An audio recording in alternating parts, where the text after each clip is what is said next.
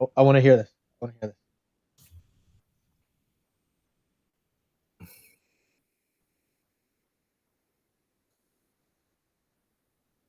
All right, Hello. we are live. What's going on? It's going. Yeah. Monday. Weekend was good. Weekend was gorgeous here. I actually hit up the beach. Nice. It Oh, was nice. Did you go with Andrew? No, I went with my friend Kate and we went down to like that southern Rhode Island area. So like we've been saying, we would love to get traveling and everything, but right around now, around this time of year in the summertime, it's actually, it's pretty fun up here. There's a ton of stuff to do. If you're from this area or haven't been up here, Newport, Southern Rhode Island, going down the Cape. A couple weeks, I'm planning on actually going up to Portland, Maine. I haven't actually stayed up in Portland, Maine. I've heard a ton of great stuff about it, just being like a pretty chill city. I don't know. Have you gone up there at all? I have. Yeah, I've gone up there for work, but I've also spent some time in Portland, and there's actually a lot of really good restaurants there. Yeah, There's a donut shop that make donuts not from I guess regular flour. They use potato flour. really. All right. Yeah, and it's a lot more. It's a lot heavier, but it's like much starchier in texture. Yeah. It's gonna be dense, but yeah, no. So like that area up there is awesome. So just like making the most of right now, just trying to enjoy the weather, enjoy some local oysters, some local quahogs and lobster and stuff, all that good New England summertime. So if you haven't had a chance to be up in this area or you're wondering what to do, stuff's opening up. Get back out there, enjoy yourselves. Yeah, we were just talking before, and we'll just roll right into it. So, obviously, plan on staying super remote, and that's kind of the way that my team is going right now. But of course, every company's got to balance team by team and everything, so they're kind of in that limbo about exactly how they're gonna change. And the target date is kind of around that Columbus Day time. Mm. Discussions this week internally with our team and everything about like, what do we got to do to make sure that we've proven the fact that it's good. And I think this is a big issue. So if I was just even personally, obviously, because I have a vested personal interest in this, Yeah, even yeah. though I were to take a step back from a business standpoint and try and eliminate myself from the decision making, right? I do understand the idea about having people inside the office, face to face. There is a little something about that, no matter what anybody says. That real, actual face to face personal contact, right? Hmm. As much as I loved, talking with you, Kuya, like I love actually seeing you in person. Like there is a Yeah, yeah. personal space thing that builds, that relationship. From a Now that's probably the only vote that I have in favor of it, looking at that aspect. Besides that, it's on a productivity standpoint. If that person, that team, everything's getting done, what's the point? Because it actually is kind of advantageous, not just from the office space aspect, but from the work life balance that you're offering to people. You're going to be now, because it's been so long. This would have been different if we only did this for a month or two. And then they were like, oh, you got to go back in. Like, okay, haven't really changed. People have actually, like, at this point now, it's going to end up by the time that's the estimated time, it's going to be about 1 year and 7 months. Mm. People have actually like changed their lives, changed their lifestyles completely. This has gone from a sort of interim thing to closer to doing it for 2 years than a year.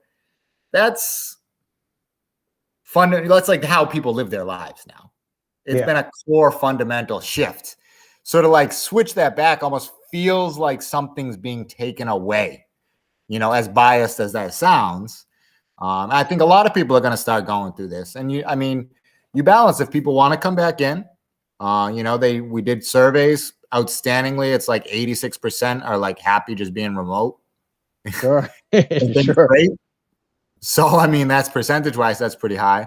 And then also as a company, you're going to be competing now going forward with companies that have really switched to the full remote, we're talking major players have switched a ton of their staff to full remote. You're talking your Googles, your Amazons, your Targets, pick anybody. So not only was this kind of a big thing for the tech industry with, using offshore developers and outsourcing that way, or even being more remote if you're a little more of a tech savvy company, to everybody really going this way. So now you're going to be kind of competing with some other people that are offering these options as well, along with a ton of other smaller places that are going to be offering these options as well. To switch and not go that route, I don't think it's necessarily just doing a disservice to your current employees. I think it's definitely going to be a hindrance for you in the future. If a place is weighing two options between that, because now you got to remember, they're not fishing just their local market, which, you're fishing just your local market. They're not just looking at that. They're looking all over because of all of these places that are offering full remote. Mm-hmm. So we had a lot of discussion about that, and maybe this is probably affecting some of you people out there. How do I stay remote? So we're working on focusing on a lot of things about simple aspects, making sure I'm not huge on it, despite the fact that I'm talking here, with you all the time. I'm not a huge camera guy as far as like the meetings go and everything, but you know what? If they, just to keep that personal relationship and feel like we're still together, as last week, my camera's on 24/7 all the time. Even for a quick call, camera's always on. Over communicating, making sure you're really following up with everything. Even if you're doing as good of a job as you were in the office, it may not be perceived that way. You actually have to go above and beyond to have that perception conveyed that there hasn't been a loss of communication.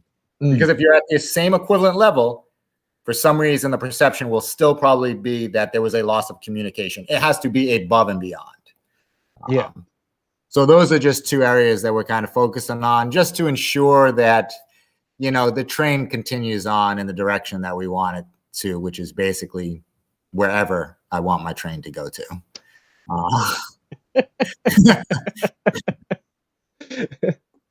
Well, I mean, now we're going to be, I'll stop my corporate playing devil's advocate and discussing your things to do. And I'll be honest and say, I was pissed.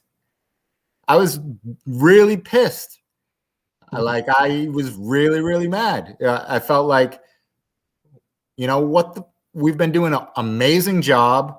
We switched over in the middle of a huge project, still pumped them out. That first switch over, everybody's got to get out of here, but we still need this right now. Everything ran amazing. So many things have been launched. I feel like we've been doing such a great job overall as far as delivery and different things that I was pissed.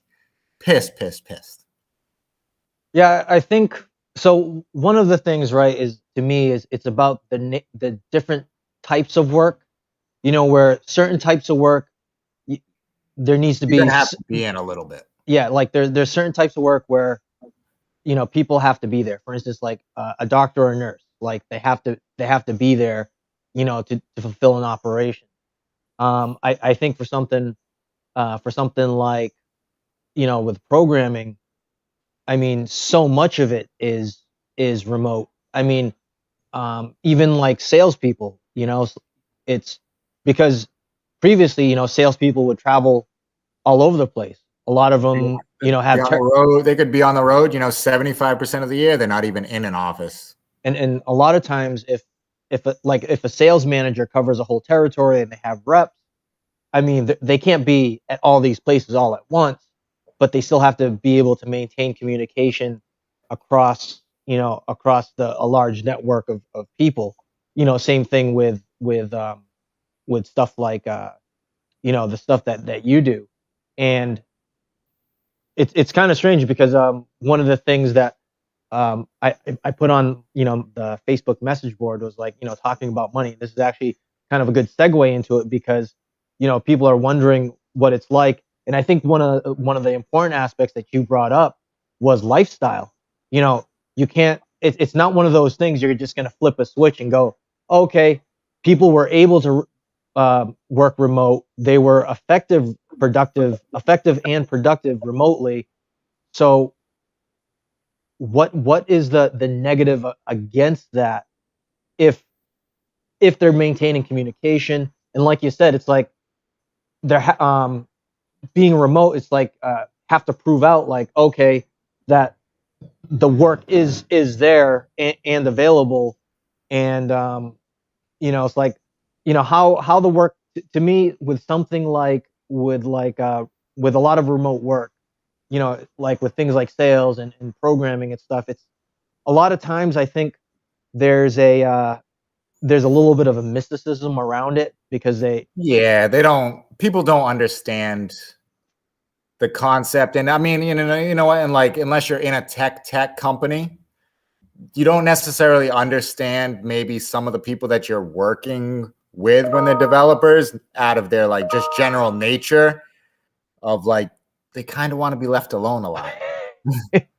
I'm not a huge extrovert, but as far as if you went across and like surveyed all 100 developers and system architects, there's a great chance that I'm probably top 5% of the extrovert level for somebody that's actually in that position, right? And my goal isn't to just continue doing that. My goal is I enjoy talking to people. It's from the background, work in the restaurant, bartending, everything. It's just different how my path over time kind of took, and how that kind of molded and shaped how I am a little bit. So for somebody else, like, no, they want to be left alone. Like, all they just do. Like, the remote works, it's great for them. Yeah, and again, it's a lifestyle thing, right? Because any person that really is going to be introverted, the majority of them be like, oh, this is perfect. I mean, the same thing with me. It's like, yeah, I like traveling to places, but there's a good amount of time where I spend, by myself. So it's not like it's an unusual thing, because think about it, right? Because you're kind of isolated when you travel to a place or you're home. You're not really engaging with a lot of other people, other than maybe if you're online and you're sending emails and whatever else, or if you have a meeting remotely. It's like most of the time it's there's not a lot of engagement outside of some of the things that certain tasks require. One example is one of the things I also want to kind of touch upon is that for something like programming, it's not one of those jobs where, hey, I'm going to go hammer and nail and then the job gets done. It's like, and I'm sure, I mean, we've talked about this before, but sometimes some of these problems are a lot more abstract or require a lot more time to kind of digest to be able to resolve. Sometimes half the time is just spent understanding what the real problem is and what you're really trying to solve for. Yeah. And it might just be like an actual like operation, something where somebody's like, oh, I have an issue with this area and I need to be able to achieve X, Y, and Z goal. And you're like, well, you know what? If we actually do it this way and change our process and then add a bit of code and automation to it on top of it, this actually is like a lot simpler solution. And you're always, it's that classic, KISS, keep it simple, stupid. Yeah, right? Yeah, absolutely. So yeah, it's just different. It's just a different style job. And especially what I really do now, which is a lot of facilitation, a lot of just design decisions and everything. Really just a lot of talking with people, organizing and getting the thoughts together, getting people discussing and collaborating and bringing out the ideas. Like, that's probably what I get paid for 90% of my stuff, is getting the ideas together and getting them out of people, which is quite effective just over a video call. It's really fun. Well, you know what? Part of it too, I think as well, is that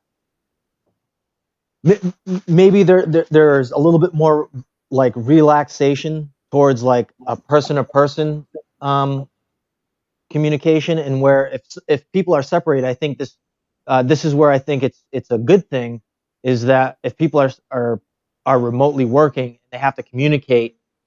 Some of those things have to be understood. It's kind of the concept of it's better to understand than to be understood.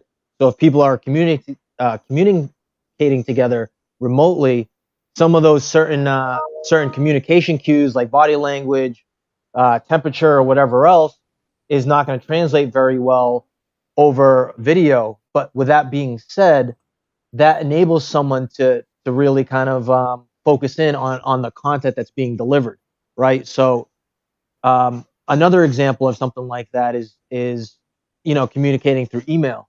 One of the ways that I communicate to customers is like, oh, hey, I send an email. Here's a report, or here's just a summary. Communicating through email, I know it's like the norm. Communicating through email, that is like the king of lost in translation nowadays. Well, you know what I think unbelievable. One of the things that I find that it's important to do is not to have a conversation in emails, because in my gone. Yeah, in my previous life, it's just like a trail of just conversation, where to me it's like things that need to get summarized are summarized in one succinct piece, and then that's it. Keep that email short as possible. Otherwise, so like for me, I like having a paper trail of conversations, but not in the sense of like, oh, a phone conversation is one type of communication, but emails to me are just get the most important stuff available and nothing else, because otherwise bullet points, dates, a quick answer to a question, or a quick short question, very small, succinct, some key takeaways, or who's going to be following up on something and when they're going to be following up on something. And then outside of that, like it's not effective communication. People don't read them. There's too many emails nowadays. Yeah. It gets bogged down. Yeah. To me, the most important, the way I use it is more for reference.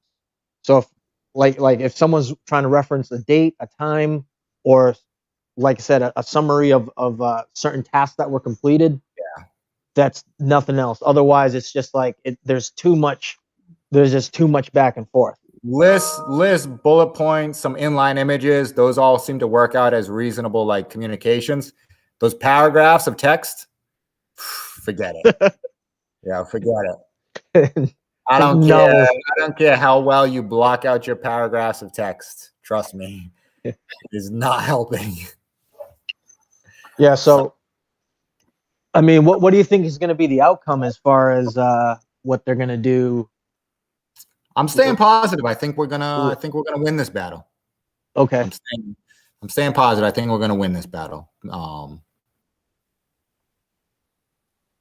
Everybody's on board with it, and like, yeah, we'll figure it out when it happens. I mean, I don't know.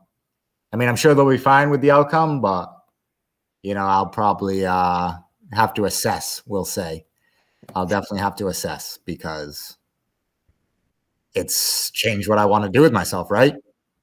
Yeah, it's a hard adjustment after, to me, it's like, like I said, if you're doing your job well, and why, and everything has been, running smoothly, shouldn't that be part of the exploration process, right? Like, okay, why is this remote way effective? The proof is in the pudding. Like, that should be the question that should be asked by the executives and things like that about what things can they add to this remote type of work. I understand there's a little bit of a weird sentiment across a company if people do have to go to the facility. Yeah, balancing that between teams, because teams are different, of course. And I understand that's going to be some hard discussions potentially with people. But I also feel like you shouldn't weigh your decision based on a hard discussion with somebody, when every person and team should be treated individually. Oh, absolutely. Absolutely. Anyone that's watching right now, if you guys are in a remote working environment and you might be experiencing something like this, because this is how fundamentally, right? Like some people are able to make money working remotely and they're effective at their job. So why shouldn't um, you know employees be able to continue in this way? And in some regard too, it's a little bit cheaper, right? Because now they're not using up resources inside the buildings themselves. So it's I mean, I don't know what the actual costs are, but otherwise, you know, For us, I don't know if it would be a huge change as far as that goes, just because of the overall general setup. But for some other companies, it could be quite significant, right? yeah. Oh yeah. I mean, absolutely. Like I said, if there's no specific place that someone has to be at, or if they only need to use one of those shared office spaces every once in a while, and I mean, essentially anyone can just run a business from their apartment or from their house. So there's not I run my business from the house, so it's like, or just pretty much from my laptop. So a lot of the cost that would have otherwise added up, would be would be there. Like if I had, like I said, if I had an office, Yeah. that's an additional cost. So effectively, There's, I mean, well, not even just the cost. And there actually is like a legitimate inefficiency if it was to be like, a 2-3 day like hybrid version, right? yeah. So the way that our team works, being a smaller, or actually for the size of what we do revenue wise, we're a pretty really small development team. We work and collaborate on everything all the time. We're having quick pop-up discussion, phone calls all day long, right? And we usually have them all together as a group. Just buzz everybody, buzz a couple. If you're doing this hybrid where a couple are in one day, a couple are out the other day, now you have a couple in the office, a couple outside of the office. How do you run that quick pop-up call? Everybody the people that are in the office, are they just yelling from where they're sitting? Like you just get on a call right there and just yelling while you're at your desk with everybody all around? Or for that quick 5-10 minute, you got to schedule, try and find a pop-up room to go and get together, get over there, make that call. Like, whereas right now, I just click. I say, you there? Yeah, dial. Like, no discussion about it, no nothing. Like, that actually is a legit inefficiency that will be, all right, well, if there's no sense in some being away, some not, because it's just inefficient. So we all just got to be here the same days then. Like it actually is that would be actually a significant change, and not in a good way, going back and doing that for us. Other teams don't work and collaborate as much as potentially as like a development group does. Because as like a quick issue or a quick problem pops up, which, we're running stuff 24/7, 365. Sometimes a quick issue or something pops up where we just need to collaborate right then and there. Or we come across something and like, we need to just collaborate right then and there on top of our once or twice a day, every meeting that we get together real quick. Always just looking for a pop-up spot to make these calls. So you're not, because there's going to be other people around, even in these hybrid versions, whatever they do, you can't take calls in the middle of the open office space. Like, you just can't. You need a room, you need a private area. It's just, I don't even want to go down the discussion of that path. Yeah, I think part of it too, for a lot of developers, they're much more introverted. So, being in a position where employees are at a place where they're at the most comfortable, I think is also a great way to improve productivity, right? I think, and again, it's not to take away from people that go to that work in specific, in a specific office, or work in a particular area. It's just like I said, it's the nature of the work itself, kind of lends itself into that arena where, like I said, if if the employees are proving out that they are effective working remotely, and obviously to me the biggest thing here is like, oh, it sounds like a big trust issue, right? Despite the production being very high, Seems odd. Yeah, I don't like it. Doesn't give me the warm and fuzzy, we'll say. Again, so I guess the thing is, and this is something when you're working for somebody else and you're not making your own decisions, that this type of stuff always comes up, right? It's at the end of the day, it's not your call. Yeah, and I mean, there is like the good and the bad part about it, right? It's like there's huge upsides and there's huge downsides. It's what do you want to do? Yeah. Right. What's going to make you the most happy? And some people would be like, you know what? I'm willing to take this decision from them for the comforts and the safety net that it provides. And other people, for you, like yourself, have decided, you know what? I'll take my chances. I will take my chances and basically just report to myself. And again, it's one of those things. It's not for everybody. Like working remotely is also not for everybody as well, right? Because some people need that separation of time and space where they need to, you know what I mean? Where the environment of work is where work happens. So that's where they perform their work tasks, Yeah. Whereas, there's going to be a number of people, like I said, you, myself, other people that work remotely, getting into a mindset and creating an environment for themselves that is the work environment will be a lot easier. So again, people have different ways of doing things. Hopefully hopefully the outcome for where you're working at turns out okay. I hope it does, because I mean, if I'm being honest, I'm super happy. I loved it. I'm really, really happy with them overall. Of course, there's always like the day-to-day aggravations and little things, you bitch and moan about, just like everywhere. But in general, grand scheme, super happy, amazing. But the switching to go back, that's a tough one. That's a tough one for me to get on board with. And I'm sure I'm not going to be the only one out there. I'm sure there's tons of people that, basically we can talk about this as like, the title for this could probably be, you got comfortable remote and your company wants you to go back. How do you feel about that? I think there's going to be a lot of people that are feeling the same way that I'm feeling, because it's been so long that people have changed their lifestyles and changed their expectations of what work is supposed to be. And,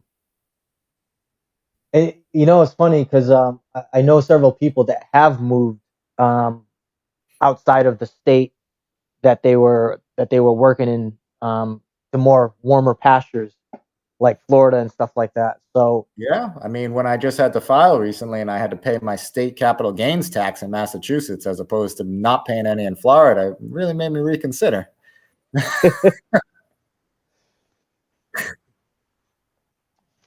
But that's another story. That's another story.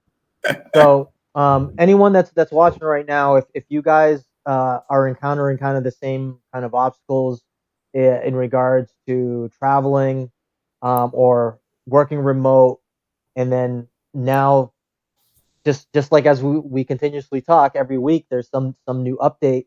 I can tell you right now, the restrictions are lifted in Ecuador. Right, I was waiting to ask you because it's 5:24. It's now 5:20. What happened? Yeah, the restrictions have been lifted, so everything has been open. From what I was told from Sophia, people were out and about.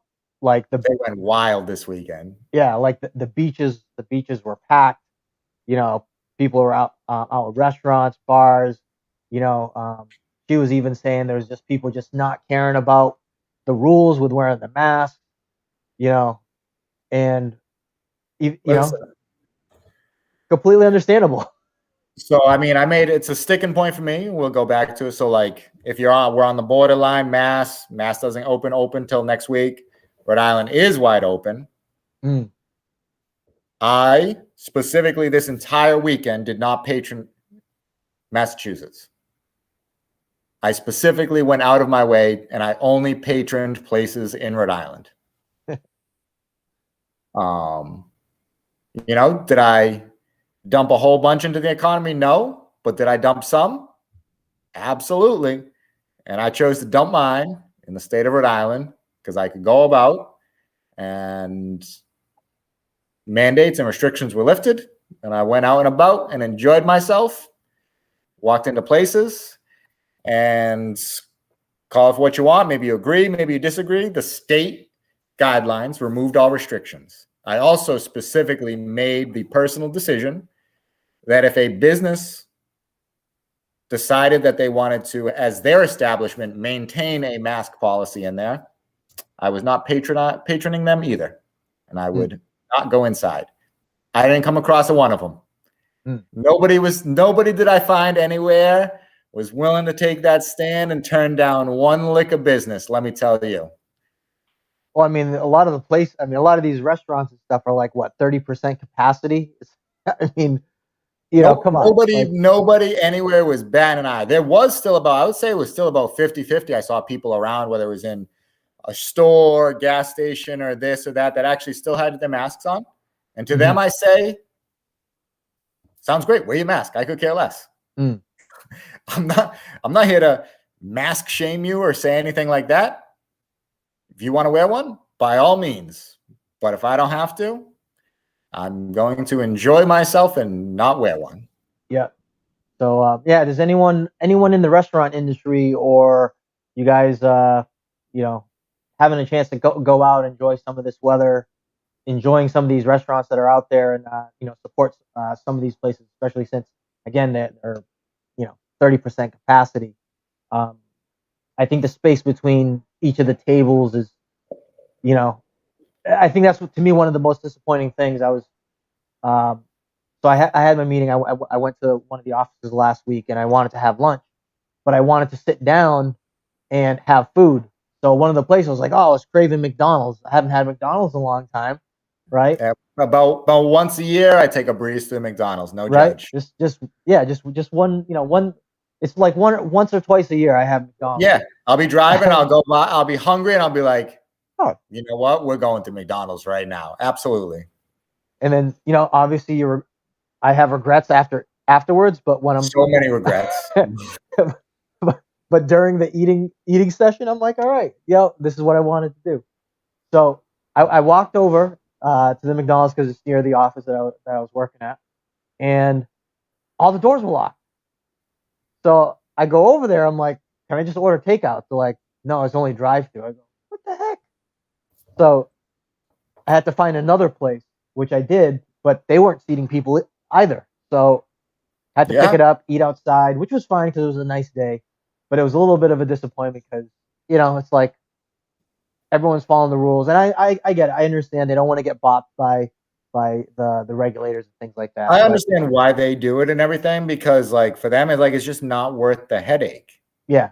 Yeah. It's not even like a decision. I actually respect them more because they're legit just making a business decision. Yeah. They're like, limit this. We can't deal with, a catch case, having to report it, blah, blah, blah, dealing with any of that. So why? Just stop. But that stems from where you want to point your discretionary disagreement with is the people that made those decisions about that. Absolutely. Not with the businesses that are like, listen, we're trying to survive. We're trying to operate. We're trying to make this as easy on ourselves and our employees so we can still keep making that revenue. And I respect that. Should this be no taxation without representation or something?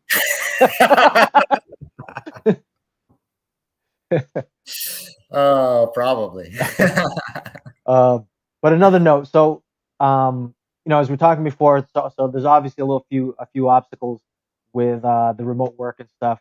And Cruz mentioned like, if you want to, I wouldn't recommend to anybody to take on the same type of situation that I'm in as far as generating income.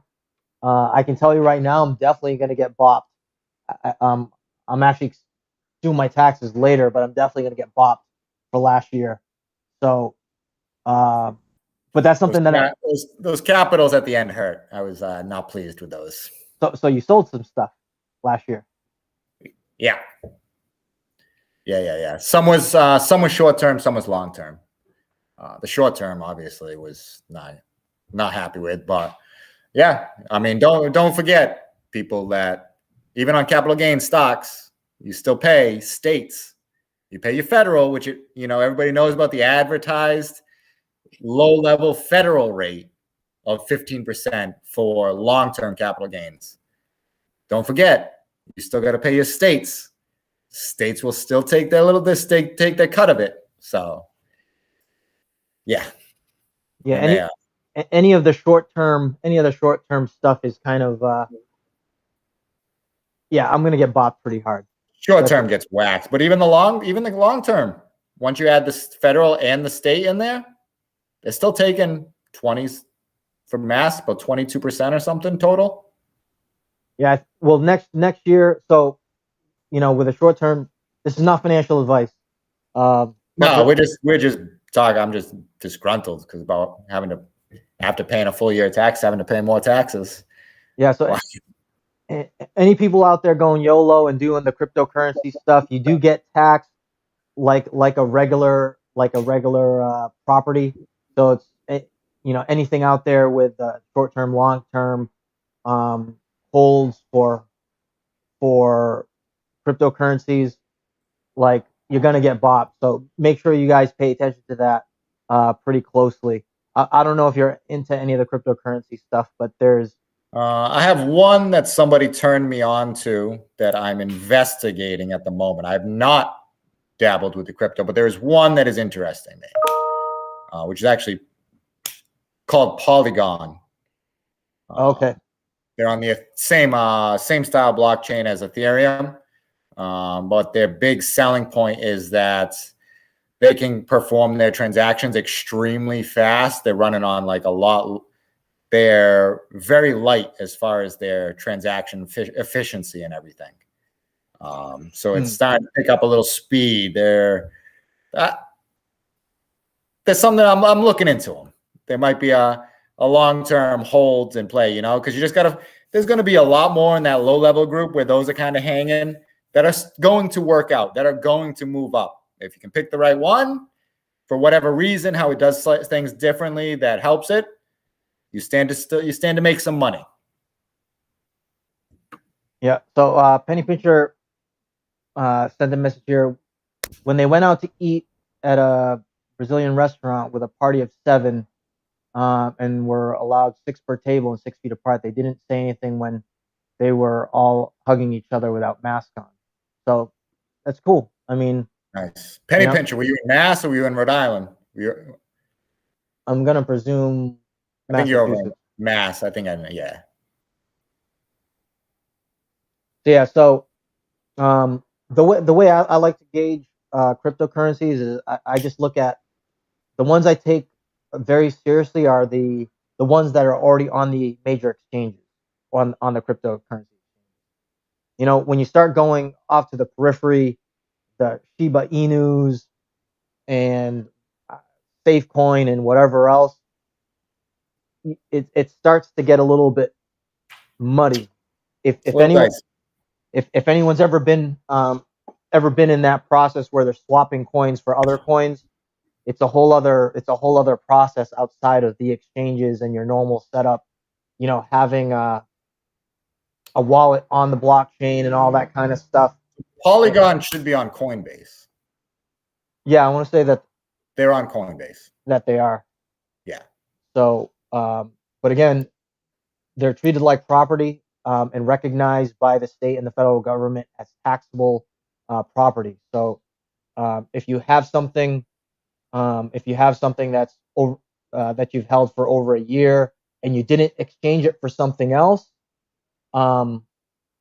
it's going to be taxed based on that change. But if you change it from a different coin, you're going to get taxed on both of the different types of currency. So it's like 2 different types of properties. Yep. So so kind of just keep that in mind. Like I said, I'm in for a harrowing uh harrowing Oh yeah. situation because of last year. So we'll see how that pans out. Hopefully it's not too bad. But full disclosure, a significant source of my income is capital gains. So um, again, not something that I would recommend for people that want stability as far as income goes. But I can tell you right now, you can make money. That stuff's not a joke. But you can't do the same things. You cannot do the same things that you could do last year that you can do this year. It's a little bit different. I think it has the GameStop, I mean, this AMC year's saga. been. Let's see. This year, March. Let's see. What do we got? Actually, we've been on a pretty good run this year for overall. Oh, this year's fantastic. Last year was fantastic. So you notice if you're just taking a step back and looking at the overall S&P 500 for the whole year, starting January 1st. Great run until the beginning of April. Past 2 months has been flat. Oh, it's been trading sideways. Past 2 months has been sideways. We're starting to hit that sideways. Once you start getting that sideways movement, let's see what the Fed starts coming out with. Let's see these gas prices. Let's see how things start to play over the summertime. Well, I can tell you what happened in the cryptocurrency space. It got clobbered hard in the past 2 weeks.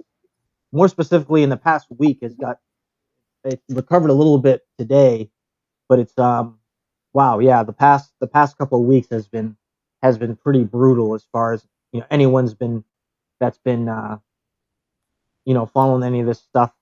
There's been a lot of things going on. There's rumors going around over the social medias that part of what's going on in the cryptocurrency space is that institutions are jumping in and in a very big way into the cryptocurrency space. So what they're aiming for, and I think which will take place probably this year, is that they're going to be acting custodians for holding cryptocurrencies for people. So that's part of really? So that's part of the reason why the dip was happening, was that part of the reason was actually to drive the prices down so that these institutions can jump in at a price that was attractive for them to be able to purchase in, gain the interest in the rise up of a lot of the cryptocurrencies. Me particularly, Ethereum I think is going to be one of the big long term winners, hands down.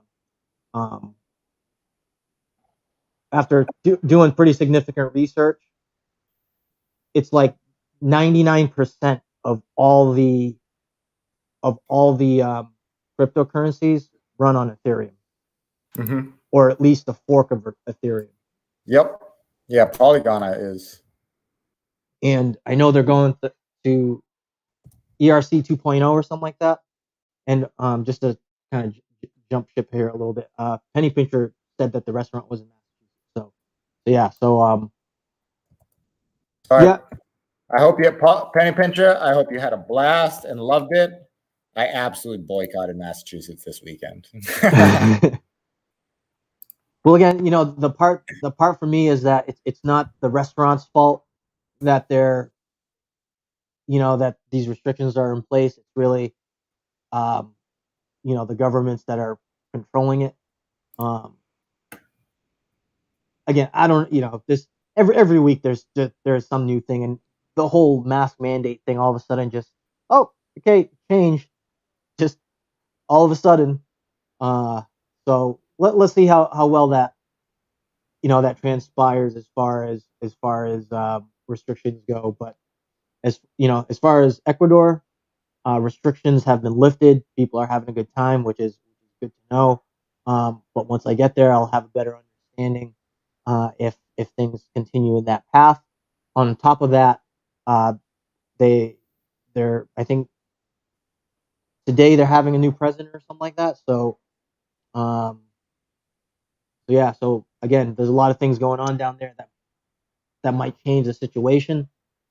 And then every week, like I said, there's a new story that we're coming across that we have to kind of keep up with and determine or make decisions based on some of those changes.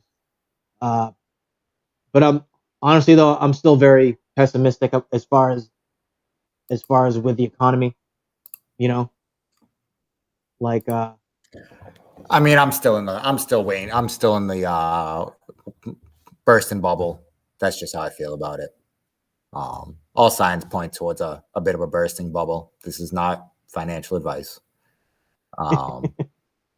we have to say that. But yeah, all long-term signs, you know, over the next, we'll say year or two, point down. They just do. There's been a lot of printed money, a lot of inflation, a lot of prices.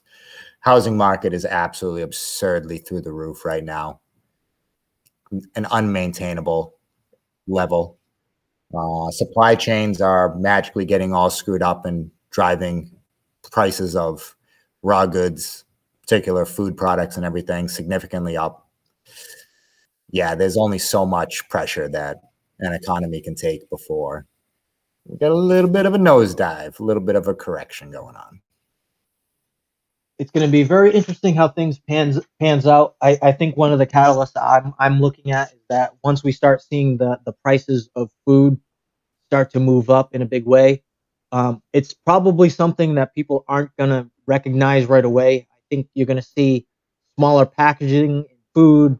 There's going to be, I mean, I've seen it in, you know, just going to like actually a good indicator. This part of the reason I should have said this earlier. Part of the reason why I did want to go to McDonald's was to actually see if the size of the food decreased.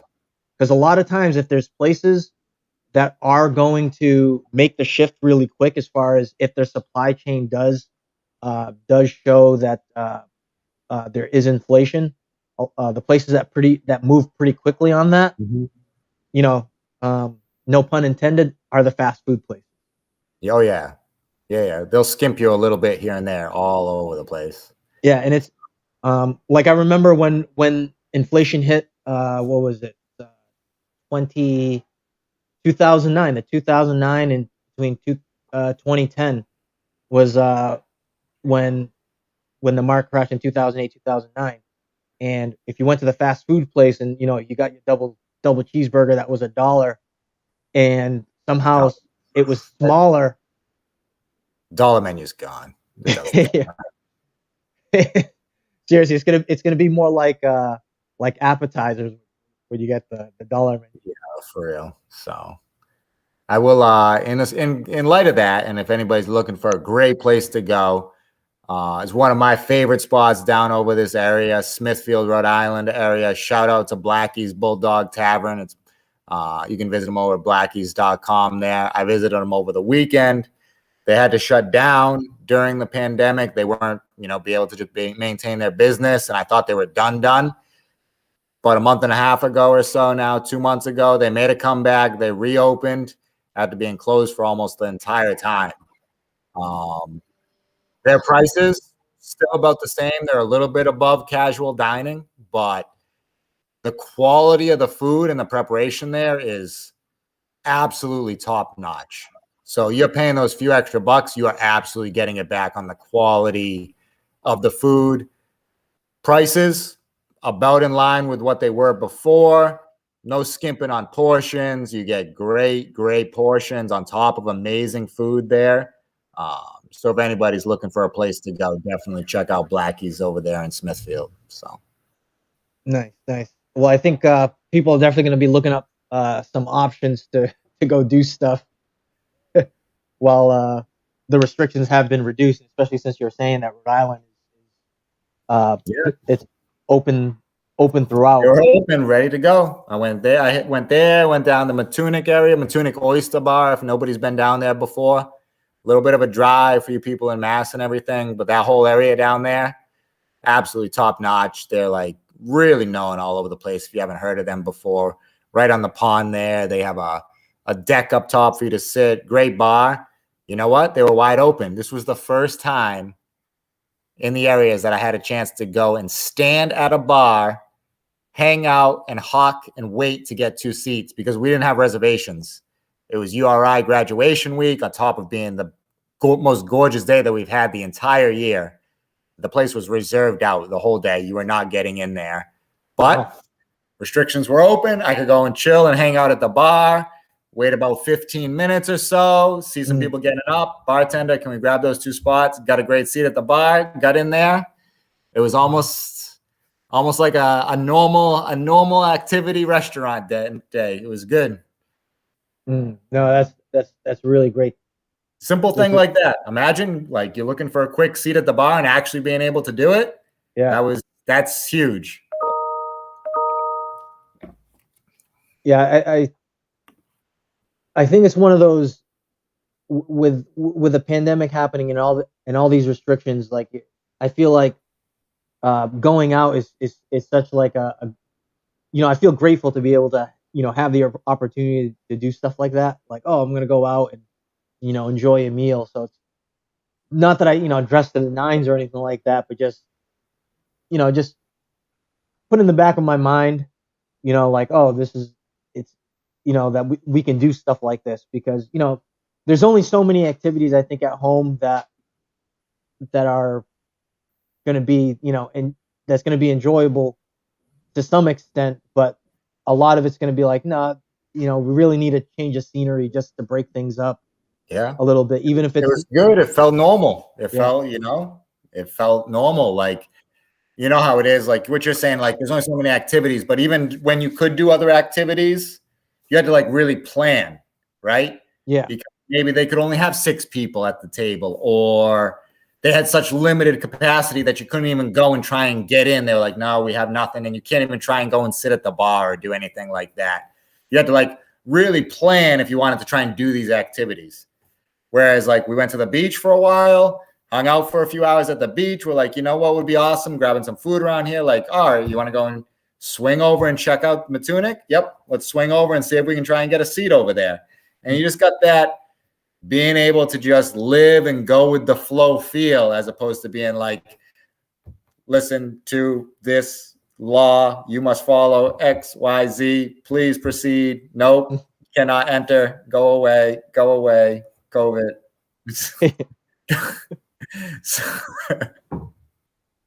But although I do have to admit, on another note, if someone is an introvert and they like playing video games, this weekend, Colin and I hung out, and I helped him set up his computer so that he could play PC VR games.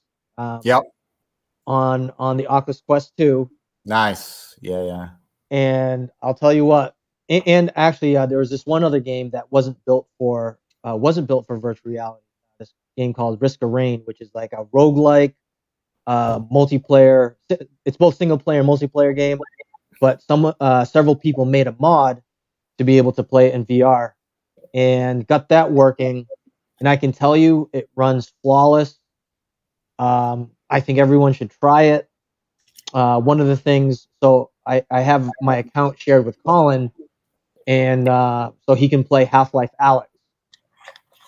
Dude, that game runs smoother wirelessly than it did having it wired up to my laptop.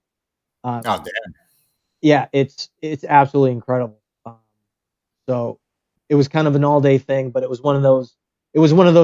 I told Colin, I was like, listen, I'm going to be leaving in a couple weeks. Or I told him like when I was leaving, and I told him to help him out with it.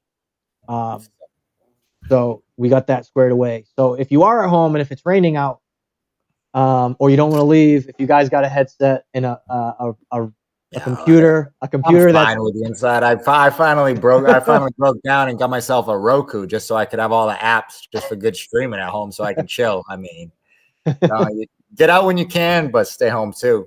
Oh yeah. I think having that balance between both is healthy. other tech news about people that are working remote. You got your home office set up and everything. If you're not familiar with it, so the issue a lot of people might run into is space, like where you're working from and everything, right? At home, especially if you have like your home set up with your home PC already, but now you got your work laptop. Like, where am I going to work from?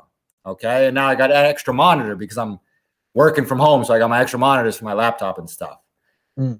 Get yourself a KVM. Get yourself a KVM multi-monitor. Keyboard, video, mouse.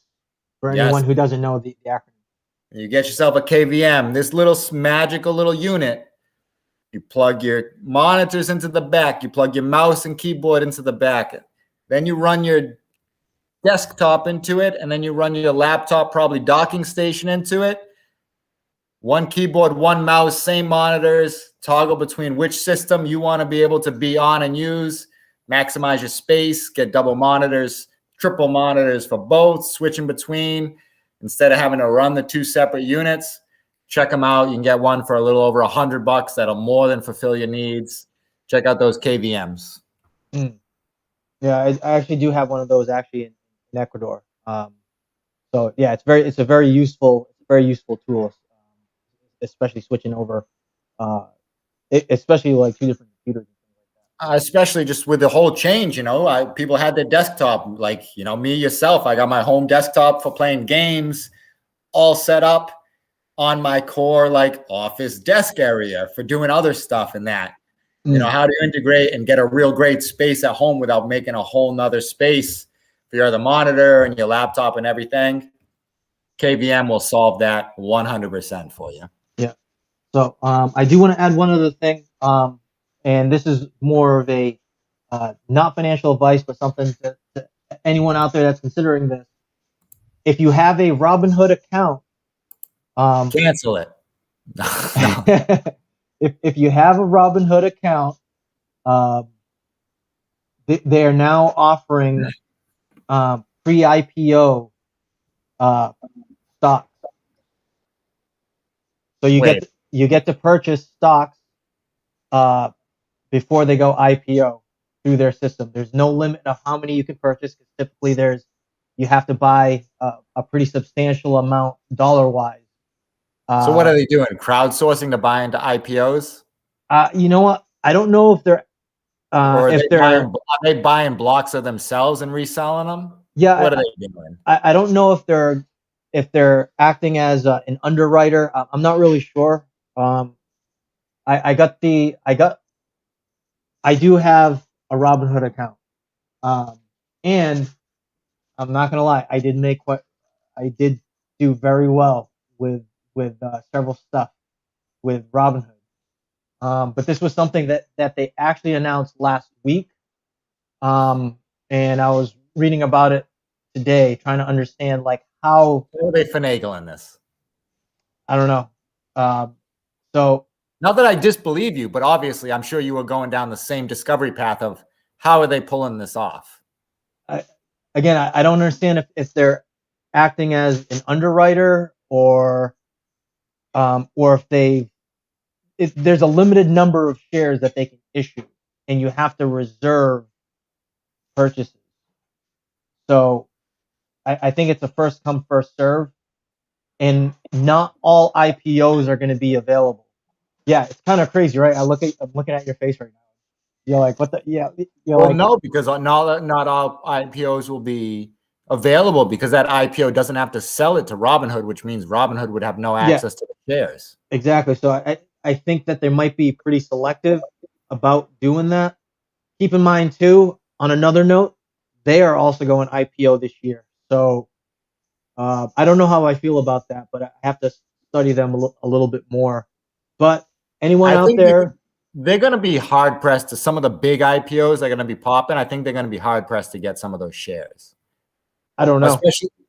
I don't know. I'm just thinking, just the way that, we've seen IPOs, the like big IPOs, and how much of a pop they've gotten. Well, I think the thing that can work for them is the mind share. There are a lot of users. There's a lot of general users that aren't going to be as concerned about a lot of the technical aspects of stocks and so things like sorry, that. probably not in them being able to pull this off, but more in them being able to actually get access to those IPO shares, right? Yeah, like I said, I believe that they probably have a set number of shares that they've probably purchased beforehand, probably at a lower rate. Like I said, similar to like underwriters, and then they issue whatever the cost is for the IPO that would have been given for underwriters in the first place. I don't know. There's not much to the blog that they provided, but it was something that, like I said, any people that have a Robinhood account, who are considering avenues of IPOs that were previously not available to them, this might be an avenue to consider. Like I said, I have a Robinhood account. I have my personal views about them, but that doesn't prevent me from learning about their process. And this might be a good opportunity. But you also have to consider too, right? Who's making the money? But I think long term wise, if Robinhood is going to be an effective institution or custodian to issue investing opportunities, people have to be making money. You know what I mean? Whether they're retail investors or institutions. Obviously, they partner very very strongly with Citadel and Melvin Capital. Do they really? Oh, do they really? So again, not financial advice, but something for people to take into consideration, considering different avenues. With Think Melvin has the direct line to the CEO? You think he has his phone number? Well, they had a heavy bailout by Citadel. I know. I mean, they got their, no one can see this, but I'm clasping my hands together to show that they're in pretty tight. So, like I said, I haven't done enough. I only really read about it. Excuse me, Mr. Robinhood, if you don't shut down that trading right now, I'm not coming to your Memorial Day party. So keep that in mind, guys. I know a lot of people out there pulled out a lot of their investments and things like that from Robinhood. But again, just something to think about as things kind of progress. And I have a very small amount of money in there for research purposes for myself. And fun, maybe a fun quick day trade. You see something pop up, just to use that account real quick. Little things. It's keep the account open. Keep an eye on what's going on over there. There's certain things I do like about it. There's certain things that they do well that other institutions, you know what I mean? Like same thing with Coinbase, the other exchanges and stuff. Like there's certain things I like about other exchanges. They offer different services, or their platform works a little bit better. Whatever the case may be. For me, it's like I want to understand, because if you think about it, some exchanges don't issue certain, like Robinhood doesn't offer OTC stocks, so you can't buy OTC. So they only offer anything that are on the major exchanges, like the S&P, Nasdaq, and the Dow. So in that regard, you're actually limited to what you can purchase. However, if you want to buy an Amazon stock, you can buy like a fractional share, a very very small fractional share. Actually, it's like 0.000001 shares of Amazon, which would you would still reap. They're going to like the 100,000th place. Jesus. Okay. Yeah. So again, it's a lot of people that are just getting into the game. It is, in my honest opinion, it is a good primer. If someone's a noob and they don't want to commit a large sum of money where they can purchase, like I said, the some top line stocks that are out there, Amazon's like 3,200 right now. Maybe you don't want to buy it because it's 3,200, but you want to still reap the rewards of getting that percentage gains over the course of a year. That's an option to consider. and they're the institution that actually popularized the ability to do that. I know other institutions provide that, but Robinhood's one of the ones that popularized it. So I think getting people involved in investing, they're probably the most successful, the ones that don't have the experience. But that in itself too carries a lot of risk with it, and it's to my honest opinion, it's I'll put it this way: it's fun to use. Let's just put it that way. Like their app on their phone is fun to use. Yeah. So kind of keep that, guys, in mind. We're running 5 minutes, a little bit over. All right. Good stuff. Gym time. Long story short, how are you feeling about potentially going back? I'd say not good. I'm not good. Yeah. So I hope you guys, everyone out there that's watching, thank you guys for joining us. And we can continue this conversation in regards to, working remotely and things like that. I know several people that are in the process of moving. Yeah.